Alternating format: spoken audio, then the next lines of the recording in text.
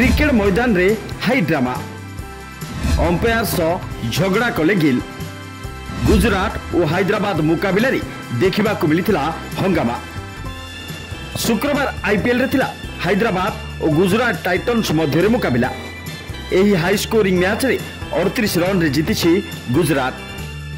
गुजरात रो 3 प्रारंभिक बैट्समैन को दमदार बैटिंग फल दल करथिला 224 रन।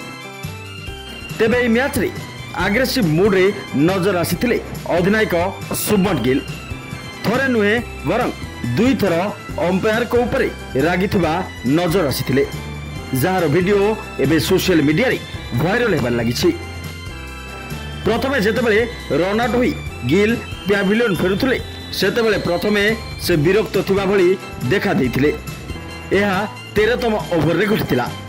से रन आउट होइथिबा बेले एभली लागुथला कि प्रथमे ग्लोव्स बाजिछि, परे टीवी अंपायर एहाकु रन आउट देइथिले।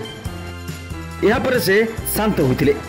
सेहिपरि द्वितीय थर गुजरात बॉलिंग समय मध्य गिल विरक्ति भाव प्रकाश करथिले।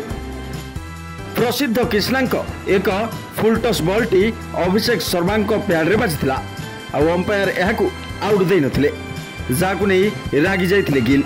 से अंपायर को जुक्ति करिथिबा देखिबाकु मिलिथिला। Report deadline Odisha.